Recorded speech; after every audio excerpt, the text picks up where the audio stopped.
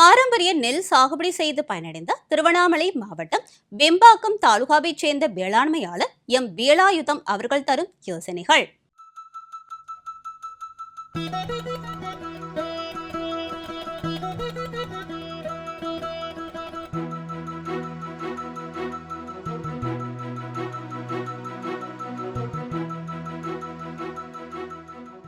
இயற்கை வழி வேளாண் உழவர். நான் 12 ஆண்டுகளாக பாரம்பரிய நெல் சாகுபடி செய்து வருகிறேன்.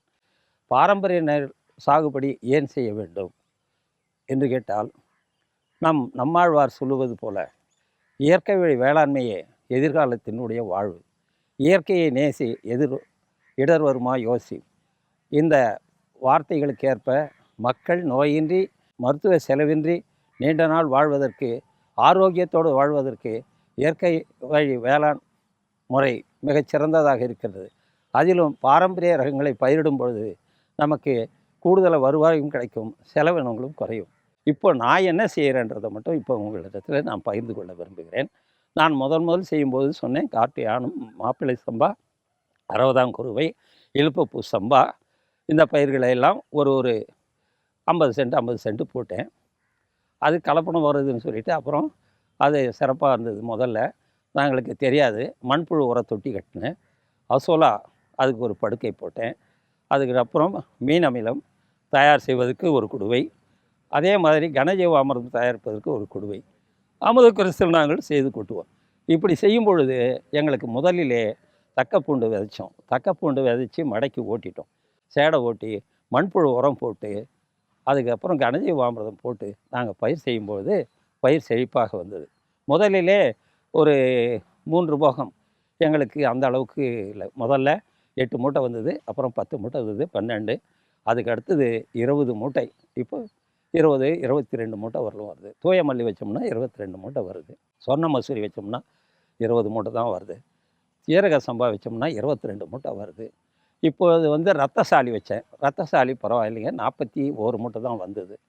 அதனால் நம்ம 2 ஏக்கராவுக்கு நான் வச்சுருக்கிறது 2 ஏக்கரா தான் இந்த இயற்கை விவசாயம் பண்ணுறேன். வச்சுது ஏக்கராவுக்குன்னு பார்த்தீங்கன்னா 20 மூட்டை இதுவும் குறையாமல் ரத்தசாலி வருது. இந்த பயிர் செய்வதனால நாம் சுற்றுச்சூழல் மாசுபடுவதில்லை.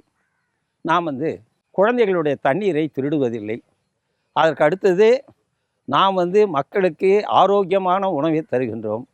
அதற்கு அடுத்தது தண்ணீர் சிக்கனம், செலவு குறைவு, மாட்டுக்கு கால்நடை தீவனம் வரவு அதிகம். இப்போது நம்ம நவீன முறையில் செய்யும் பொழுது கால்நடைக்கு உண்டான தீவனம் குறைந்து விடுகிறது, உயரம் குறைவாக இருக்கிறது. நாட்டு ரகம்னா 4 அடியிலிருந்து காட்டு யானை 7 அடி வரலும் வளர்கிறது. ஆகையினால் மாட்டுக்கு ரொம்ப இனிப்பான ஒரு உணவு கிடைக்கின்றது. 30 கிலோ விதையை தூவி விட்டோம். 30 கிலோ விதையை தூவி விட்டு 25 30 நாளுக்குள்ளே நடவு முடிச்சிட்டோம். நடவு முடிச்சிடும்போது நாற்றங்காலுக்கு 2 கிலோ வேப்பம் புண்ணாக்கு, 1/2 கிலோ சூட்டோமோனஸ் அது வரலாம் மேலே தூவி விட்டுட்டோம். தூவி விட்டுட்டு நாற்று விட்டோம். நாற்று நல்லா வந்த பிறகு ஆளுங்களை வச்சு பறித்து நட்டோம். பறித்து நடும்போது சேடை உழவு செய்து கனஜீவாமிர்தம் ஏக்கருக்கு 100 கிலோ போட்டோம். 100 கிலோவை கூட 2 கிலோ சூட்டோமோனஸ் கலந்து போட்டோம். போட்டுட்டு 3ஆம் நாள், நடவு நட்ட 3ஆம் நாள் அசோலா ஒரு வயலுக்கும் 5 கிலோ போட்டோம். அதுக்கு அடுத்தது ஒரு வாரம் கழித்து நாம் அந்த களை செங்கிலி இழுத்தோம். களை செங்கிலி எல்லாம் முன்னே பார்த்துருக்காரு. களை செங்கிலி எல்லாம் பார்த்தாங்க. களை செங்கிலி நாங்களே தயார் செய்து வச்சுருக்கோம். அந்த களை செங்கிலே ஆளை விட்டு இழுத்தோம். ஆளை விட்டு இழுத்துட்டு அது பிறகு மறுபடியும் முதல் மேல் உரம் போட்டோம். முதல் மேல் உரம் போடும்போது கனஜீவாமிர்தம், சூட்டோமோனஸ், வேப்பம் புண்ணாக்கு, கடலை புண்ணாக்கு அது வரலும் முதல்ல போட்டு விட்டுட்டோம். 2வது 12 நாள் கழித்து ஜிப்சம் 2 ஏக்கராவுக்கு 40 கிலோ ஜிப்சம், 20 கிலோ வேப்பம் புண்ணாக்கு, 5 கிலோ கடலை புண்ணாக்கு இது வரலும் கலந்து போட்டு விட்டுட்டோம். 3வது முறை 12 நாள் மறுபடியும் கழித்து மீன் அமிலம், அதுக்கு அடுத்தது உயிர் உரங்கள் அசோஸ்பைரிலம், அசிடோபேக்டர், பாஸ்போபாக்டீரியா இவைகளை கலந்து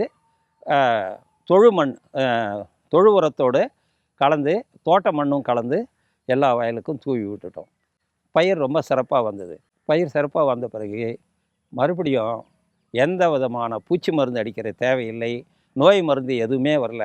பயிர் தெளிவாக இருந்தது, கதிர் வாங்கியது. 45ஆம் நாள் உரம் போட்டதோடு சரி. அது பிறகு நாங்கள் எந்த உரமும் போடலை, பூச்சி மருந்தும் தொடலை.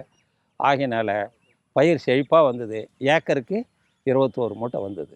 21 மூட்டை வரும்பொழுது இதில் என்ன சிக்கல் என்றால், விற்பதற்கு எப்படியும் தயங்கி இருந்தோம். அதுக்கு முன்னே அதுதான் விற்பனை வாய்ப்பு எங்களுக்கு குறைவாக இருந்தது. இப்பொழுது பரவாயில்லை, 30 ரூபா கிலோவுக்கு எடுக்கிறாங்க. ஆனால் நாங்கள் அதை கூட கொடுக்குறதில்ல. ஏன்னு சொன்னால், 1 கிலோ நெல் அவங்க 30 ரூபாய்க்கு எடுக்கிறாங்க. எங்களுக்கு 80 கிலோவுக்கு 2400 ரூபா தான் வரும். ஆனால் அதை நாங்கள் அரவையாக்கி மதிப்பு கூட்டும்போது எங்களுக்கு 1 கிலோ நெல்லுக்கு 600 கிராம் அரிசி வரும். 600 கிராம் அரிசி இன்றைக்கி விலைக்கு 90 ரூபா. எந்த அரிசியாக இருந்தாலும் 90க்கு குறைவாக கிடையாது. நான் அறுத்திருக்க ரத்தசாலி இன்றைக்கி 125 ரூபா விற்கிது. ஆனால் எங்கிட்ட மொத்தமாக எடுக்கும்போது 90 ரூபாய்க்கு எடுத்தாங்கன்னா கூட 1 கிலோ எனக்கு 54 ரூபா வருது. 9054. ஆகையினால் 1 கிலோ நெல்லாக போட்டால் வெறும் 30 ரூபா. அந்த நெல்லை அரிசியாக்கி கொடுக்கும்போது எங்களுக்கு 54 ரூபா வருது அந்த 1 கிலோ நெல்லுக்கு. ஆகையினால் மொத்த செலவு என்று பார்க்கும்பொழுது ஒரு ஏக்கராவுக்கு 25,000 ஆகும். உர செலவு என்று பார்க்கும்பொழுது மிக மிக குறைவு. ஒரு 1200லேருந்து 2800 ரூபாய்க்கு மேலே உர செலவே வராது ஒரு ஏக்கருக்கு. ஏன்னு சொன்னால் நாங்கள் அந்த அளவுக்கு சிக்கனமாக போடுறோம். எல்லாமே இதில் இலவசமாக எங்களுக்கு என்ன எடுபொருள் கிடைக்குதுன்னா, கோமியம், சாணம், வைக்கோல் இலவசமாக கிடைக்கிறது. மின்சாரம் இலவசமாக கிடைக்குது. அது இல்லாமல் மத்திய அரசாங்கம் ஒரு போகத்துக்கு 2000 ரூபாய். இது எங்களுக்கு இலவசமாக கிடைக்குது.